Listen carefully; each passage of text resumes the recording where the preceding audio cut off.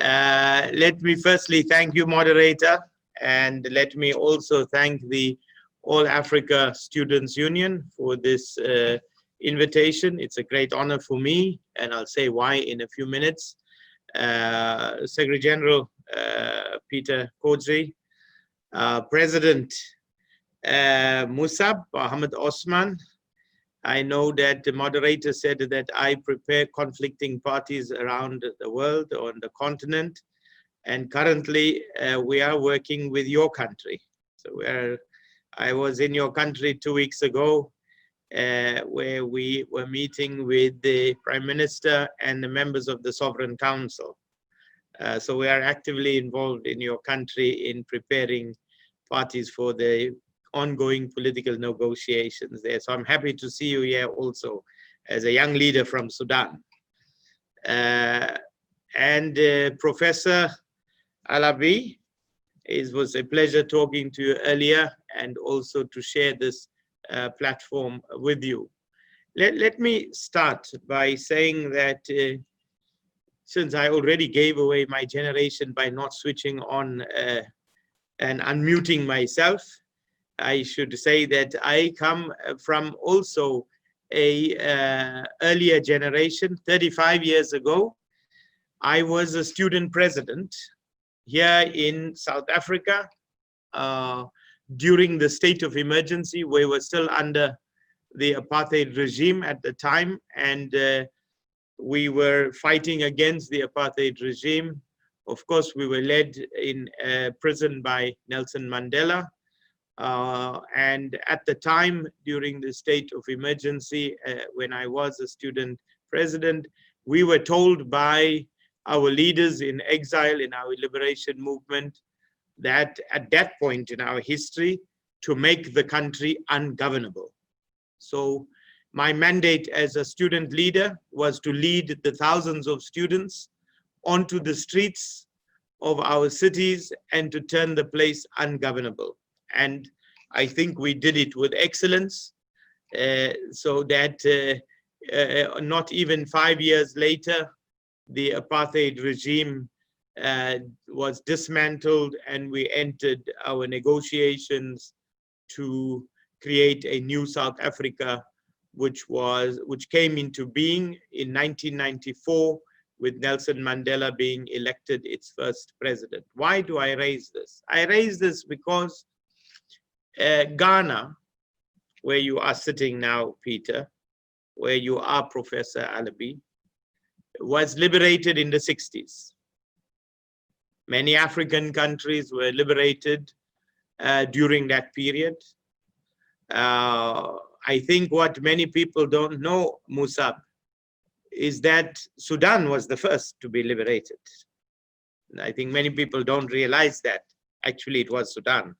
Many people think it might have been Ghana or one of the other countries, but it was actually Sudan that was liberated. I remember, and it could even be 58, 59, I think it probably was.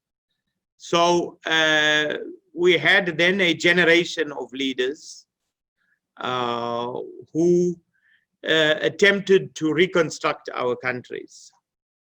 I think they were well-meaning, many like Kwame Nkrumah and Julius Nyerere and Robert Mugabe and Gamal Abdel Nasser in Egypt, and Kenneth Kaunda and others. These were all the great leaders of Africa who set up the Organization of African Unity, now the African Union, and they set about attempting to now transform our countries.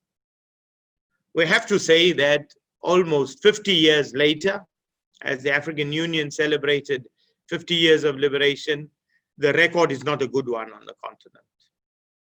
And my generation and the generations before me, we are now stand accused of handing over the baton to your generation, to all of you, Edmund and Musab and Peter. We hand over the baton to you, but we also hand over the burden to you. And it's unfortunate that, you know, we hand the burden and the baton at the same time. when in fact we should have given you a prosperous Africa, one in which you are not burdened with the challenges of the day. Now let me turn to those challenges, because these are serious challenges that you will face as a new generation, and you will have to liberate this continent of those challenges. COVID-19 that came onto our continent at the beginning of this year is an indication of what we will be experiencing in this next decade. Earlier, I was with a fellow student leader of my generation, and we were having breakfast together this morning. And he was the former head of Amnesty International and head of Greenpeace, Kumi Naidu. We were together this morning, and we were talking about the fact that this generation will inherit one of the most serious challenges that humanity has ever seen. And that COVID-19 is just a teaser for what is to come. We have been talking for decades now about a pandemic. Nobody was prepared for the pandemic or anticipated the intensity of this pandemic. It's not the first pandemic. There was one in 1918. It's not the last pandemic that we will see. And as we move into the future, the frequency of these pandemics might be even quicker.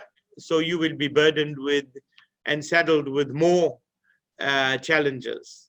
In addition to the health challenge that we have been facing now over several months, we know that measures taken to stem the spread of the virus have led to an economic crisis, the proportions of which we have never seen for now several decades. We know from what is coming out from the Economic Commission for Africa, from the World Bank, the African Development Bank, that Africa will go into a recession. Many of our countries are saddled with debt, having to respond to the health crisis. This debt means that essential services, like Peter has been talking about, education, will be denied the kind of resources that it needs to transform the lives of young people. Healthcare will be compromised. It is already compromised because of the need to respond urgently to the COVID-19 crisis. We have not been able to respond to primary vaccination for polio and measles, smallpox. And these are going to have repercussions for decades to come, where an entire generation will not have been vaccinated because we had to respond to this crisis. Healthcare, housing, education, water, sanitation, all of the essential services will be compromised as we go into the future, as our countries begin to recover. We know that when there is this kind of challenge, where we cannot meet our basic needs, where there will be food insecurity, that these will lead to a security crisis. So a health crisis has led to an economic crisis, which will lead to a security crisis, which we know will lead to a humanitarian crisis. This is the burden that your generation is going to have to inherit and work with. I said earlier on, Peter, that I have great hope, because when I look at the All Africa Students Union, the level of your organization, the level of your innovation, the level of your creativeness, I have huge hope that you will be able to meet these challenges of the future.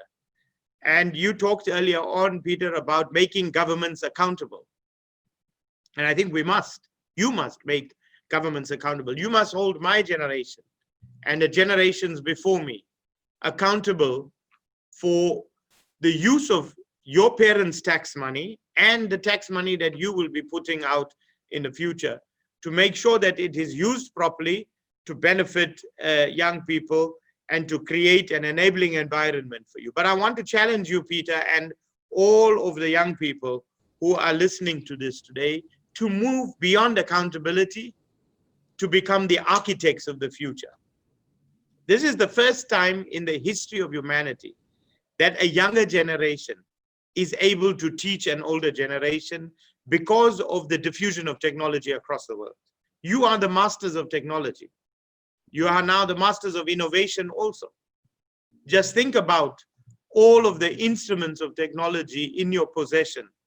3D printing, for example, that will bring a huge revolution in innovations that can deal with all of the problems that we are facing. So I want to challenge you to say, move beyond accountability, create your own narrative, become your own architects, take what is yours, a generation endowed with technology, endowed with skills and creativity, where you don't have to wait for this generation to just hand you the baton with the burden, but you can create your own race that you are in. You don't have to wait for us to hand you the baton to finish this race that you will be in. Create your own race, run your own race, and you have everything that it takes to win your own race. So I hope that,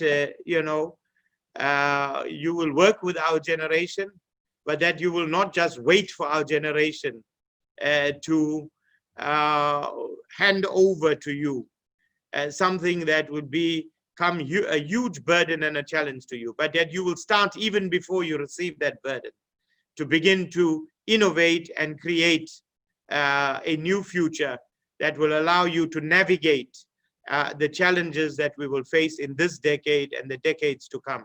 So I have great hope. We are really honored to be partnering as Accord and Global Peace with All Africa Students Union. We want to wish you well on this 9th conference, and I look forward to a stimulating conference and an engaging debate. I thank you, moderator, for this time.